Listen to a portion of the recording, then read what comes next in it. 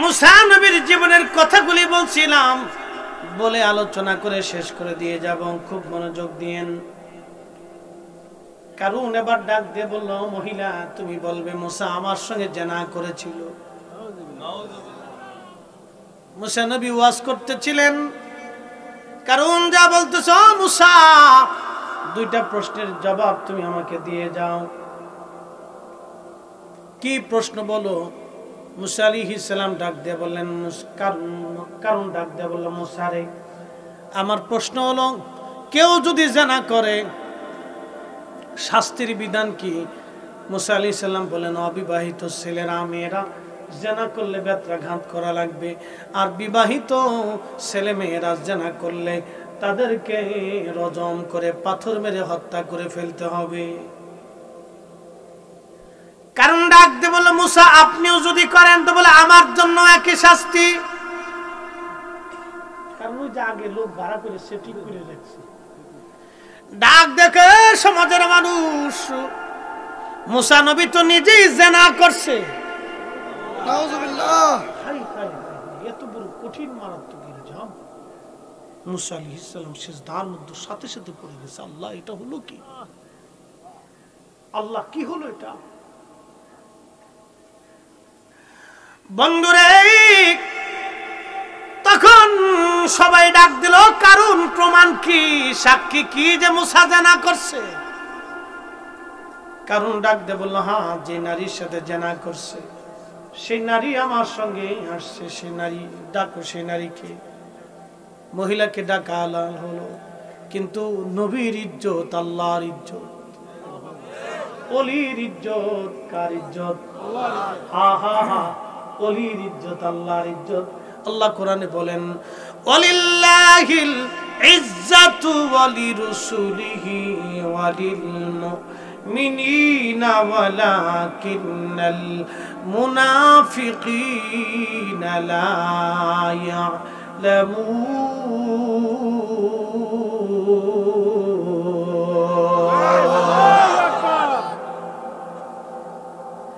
আল্লাহ ডাক দিয়ে বললেন, ওয়ালিল্লাহিল ইজ্জা, ইজ্জত আমি আল্লাহর জন্য, সম্মান আর মর্যাদা আমি আল্লাহর জন্য, ওয়ালি রাসূলিহি আমার নবীর জন্য, ওয়ালিল মুমিনিনা আমার ওলিদের জন্য, ওয়ালাকিন্নাল মুনাফিকিনা লা ইয়ালামুন।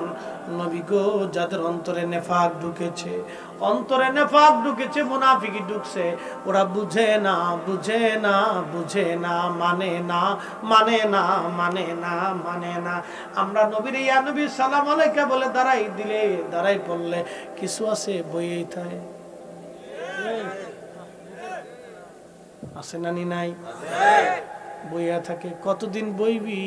বইতে বইতে তোর একদিন মতের ব্যারাম হবে। মতের ব্যারাম বুঝছেন? ডায়াবেটিস। কতদিন বসবি? হাত্তা যুরতুমুল মাকাবির, কবর পর্যন্ত, এরপরে আর সুযোগ নাই। কথা বলেন ঠিক কি না? এ বড়ুরার মুসলমান, মাইকের আওয়াজ যত দূর যায়, বাবা মুসলমান বুঝে বুঝে যান, নবীর ইজ্জত, আল্লাহর ইজ্জত, মুসা নবীর ইজ্জত, আল্লাহর ইজ্জত। এই ইজ্জতের চাদর ধরল কারুন, এই ইজ্জতের চাদর ধরল কারুন, কারুন ইজ্জতের চাদর ধরল।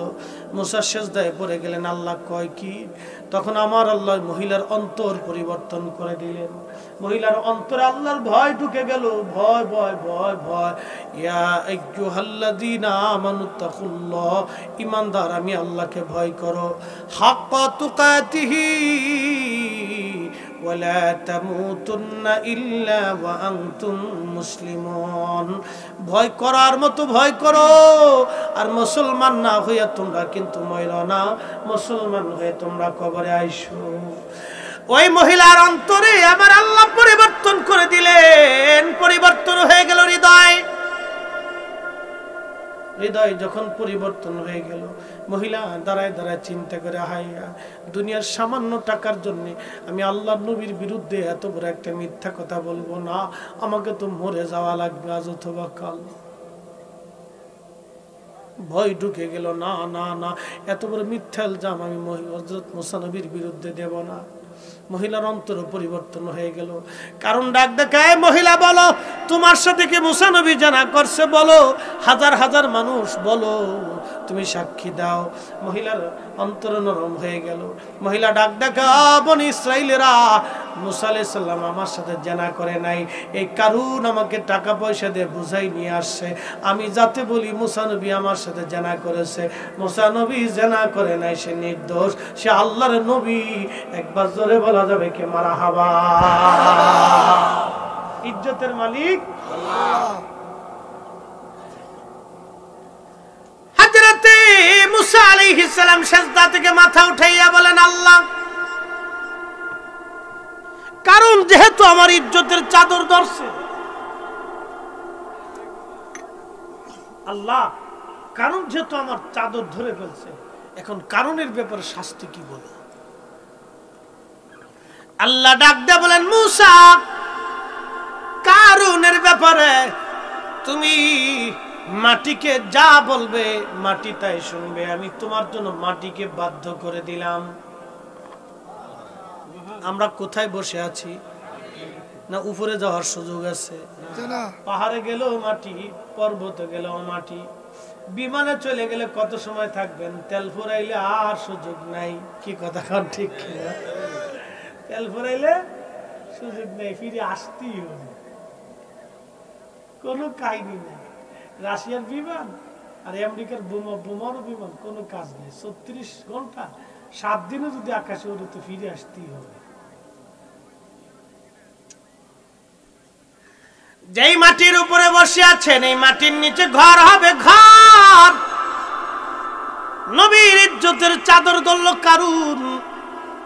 আল্লাহ ডাক দে বলেন, মুসা রে, ও মুসা, মাটিরে যা বলবে মাটি তাই শুনবে।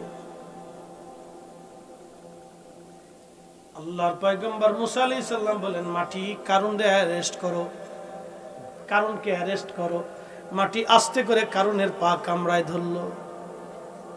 না সুবহানাল্লাহ, আস্তে হয়ে গেছে। আজকে যারা আমার নবীর ইজ্জতের চাদর ধরছে, ওরা বলতেছে নবীর মুখ থেকে দুর্গন্ধ আসতো। ওরা বলে নবীর বাবা মা, আমার ওই বুকে হাত বেঁধে নামাজ পড়ে, ওরা বলে নবীর বাবা মা মরে গেছে, জাহান্নামে চলে গেছে। ওরা বলে নবী মুহাম্মদ মরে গেছে, মুহাম্মাদের আর কোনো কিছুই নাই। ওরা বলতেছে মুহাম্মদ জীবনে ভুল করে গেছে, মুহাম্মাদের ভুল ছিল। হাই হাই, এই কথা যারা বলে, দুনিয়ার মাটি তাদেরকে না ধরলেও কবরের মাটি ছাড়বে না। কথা বলেন ঠিক কিনা? নবীর ইজ্জতের চাদর ধরছে, এখানে রক্ষা নাই। কারণে মাটি কামড়ায় ধরছে। কারণ ডাক দেখে, মুসা, ভুল হয়ে গেছে, মাফ করে দাও, যাকাত দিয়ে দেব। মুসা বলেন, কাজ হবে না, তুমি আমার ইজ্জতের চাদর ধরেছ।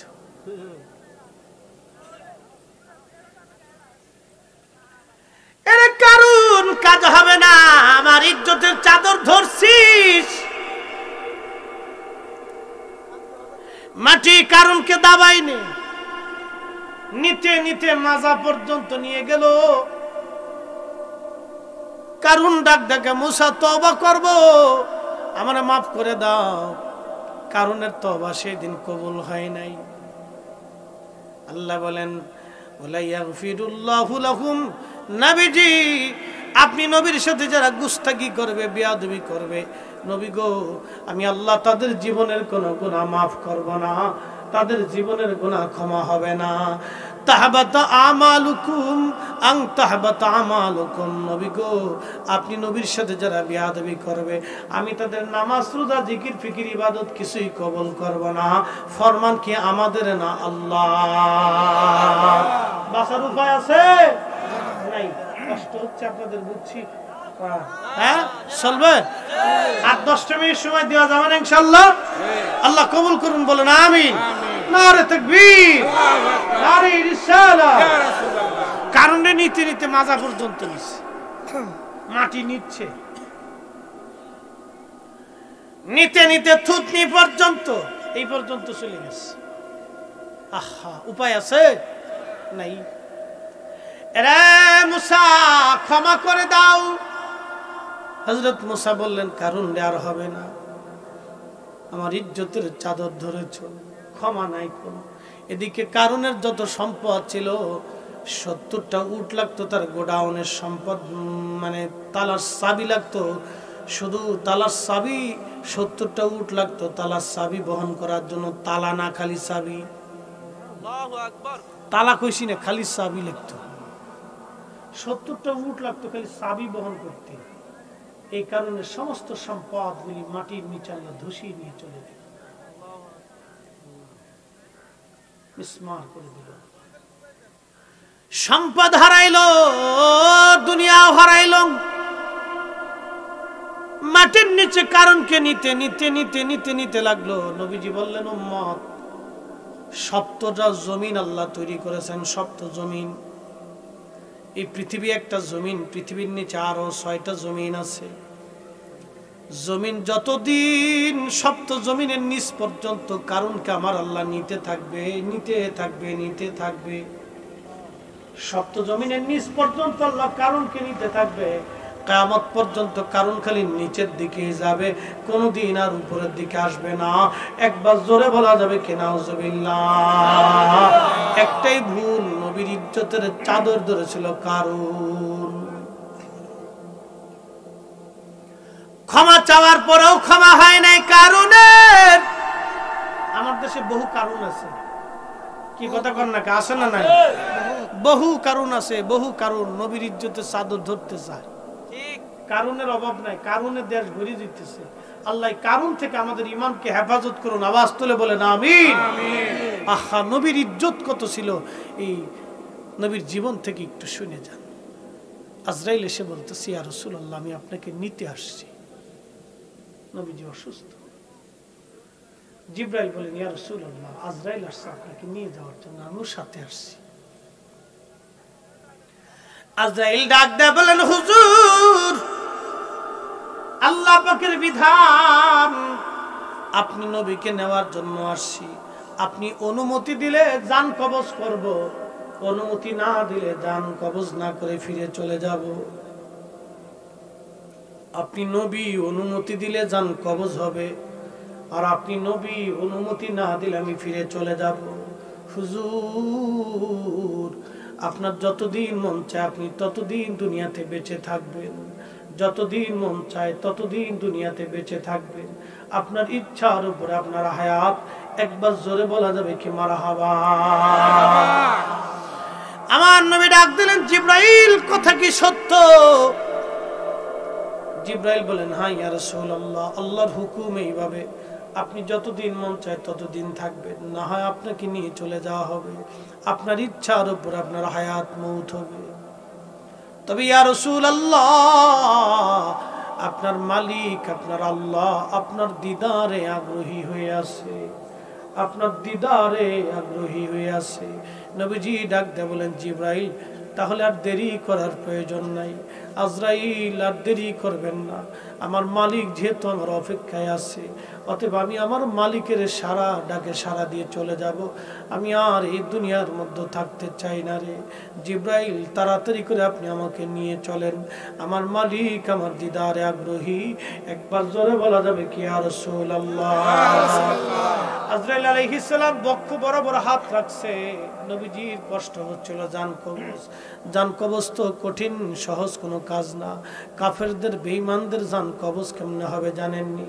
আল্লাহর নবী ডাক দিলেন, উম্মতেরা শোনো, একটা উট কুরবানি ছাড়া, জবাই ছাড়া চামড়া ছিলাইলে, এই উটটাকে জ্যান্ত অবস্থায় চামড়া ছিলাইলে যে রকম কষ্ট হয়, 100 বার চামড়া ছিলাইলে যেমন কষ্ট হবে, জিন্দা হালতে 100 বার চামড়া ছিলাইলে একটা উটের যেমন কষ্ট হয়, নবী গো, উম্মতের কুফার উম্মত যারা হবে তাদের জন্য এইরকম জান কবজটা ভয়াবহ হবে, বড় কঠিন হবে।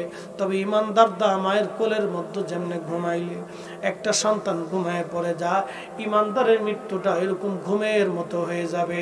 একবার জোরে বলা যাবে কি মারহাবা। আজরাইল বুকের মধ্যে হাত রাখছে, নবীজি কেঁদে ফেলে বলেন, আজরাইল, আমার কষ্ট হচ্ছে। আজরাইল বলেন, ইয়া রাসূলুল্লাহ, সৃষ্টির মধ্যে আপনি নবীর মতো এত সহজে এত আসানে আমি কারো জান কবজ করি নাই, আর কারো জান আমি কবজ করব না। নবী গো, ইয়া রাসূলুল্লাহ, ইয়া হাবিবাল্লাহ, আল্লাহর পক্ষ থেকে আপনার জান কবজের বেলা আমাকে সতর্ক করা হয়েছে। নবী গো, আমি খুব আসানের সাথে আপনার জান কবজ করতেছি। আল্লাহর নবী ডাক দিয়ে বলেন, আজরাইল, একটা কথা অনুরোধ করব, রাখবানি? আজরাইল ডাক দিয়ে বলেন, হ্যাঁ ইয়া রাসূলুল্লাহ, বলেন। আমার নবীজি তখন কেঁদে দিয়ে বলেন, আজরাইল, আমার উম্মত বড় গুনাহগার, আমার উম্মত বড় গুনাহগার, আমার উম্মতের গুনাহ হবে। আজরাইল, আমার উম্মতের জান কবজের সময় আমার উম্মতের কষ্ট দিও না। আমরা যে তার আদরের উম্মত, কয়দিন কেন্দেছি। রসুল আমার আল্লাহর হাবিব, আখেরি নবী,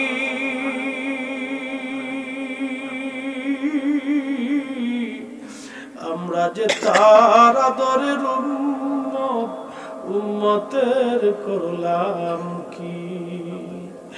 আমরা যে তার আদরের উম্মত, কয়দিন কেন্দেছি। রসুল আমার আল্লাহর হাবিব, আখেরি নবী, আমরা যে তার আদরের উম্মত, কয়দিন কেন্দেছি। তখনও নবী উম্মত ভুলে নাই, আমরা উম্মত নবী ভুলে গেছি। জান কবজের সময় নবী উম্মত বলে নাই রে, উম্মত বলে নাই। আমরা নবী ভুলছি, নবী ভুলছি। যুবক বন্ধু, নবীর সুন্নত আমরা ভুলে গেছি, নবীর আদর্শ বলছি, নবীর দুরূদ সালাম আমরা ভুলে গেছি। আমরা নামাজ ছাড়ছি, রোজা ছাড়ছি, হক হালাল এগুলি ছেড়ে দিয়েছি, আমরা নবী ভুলে গেছি। আমরা নবী ভুলছি, নবী ভুলে গেছি আমরা। সাহাবীদের মানহাজ ছিল নবীকে খুশি করত, দুনিয়াকে বেজার করত। আমাদের কাজ হলো আমরা নবী খুশি করব, দুনিয়াকে বেজার করব। আরে দুনিয়ার সব মানুষ যদি বেজার হয়, নবী খুশি করা লাগবে। কথা বলেন ঠিক না বেঠে? দুনিয়ার সব মানুষ বেজার হইলেও নবী খুশি করা লাগবে। দুনিয়ার সব মানুষ বেজার হলেও নবী খুশি করা লাগবে। দুনিয়াকে লাথি মারতে হবে, নবী খুশি করা লাগবে। নবী বেজার, আল্লাহ বেজার, নবী রাজি, আল্লাহ রাজি। যুবক বন্ধু, ফিরে আসেন নবীর সুন্নতের পথে, ফিরে আসেন, ফিরে আসেন নবীর আদর্শের পথে। দুনিয়া অল্প সময়ের জন্য আমরা কেউ বেঁচে থাকবো না বন্ধু। আমরা দুনিয়ার থেকে সবাই কবরে চলে যাব। ওই কবরে দুনিয়ার মানুষ, বন্ধু বান্ধব 2 দিন 3 দিন পরে ভুলে যাবে। সন্তানরা জমি জমা নিয়ে ভাগাভাগি করবে। ওই কবরে যিনি দেখতে আসবেন তিনি নবী। নবী উম্মত দেখার জন্য কবরে ফিরে আসবে, নবী উম্মত দেখার জন্য আসবে। উম্মত যদি নেককার হয়, নবীওয়ালা হয়, নবীর পাগল হয়, এই উম্মত দেখার জন্য আমার নবী কবরে দেখতে আসবে। একবার জোরে বলা যাবে কি ইয়া রাসূলুল্লাহ? এ সবজ গম্বদ ওয়ালে मंजूर दुआ करो ना, जब वक्त न जा आए आका दीदार आता करना, दीदार आता करना। मैं कब्र अंधेरी में घबराऊंगा जब तन्हा, इमदाद मेरी करने आ जाना रसूल अल्लाह, इमदाद मेरी करने आ जाना रसूल अल्लाह। रोशन मेरी तुर्बत को लिल्लाह जरा करोना, जब वक्त न जा आए आका दीदार आता करना, दीदार आता करना। এসেছেন যত নবী সকলের ইমাম, সালাম নবী তোমায় হাজারো সালাম ইয়া নবী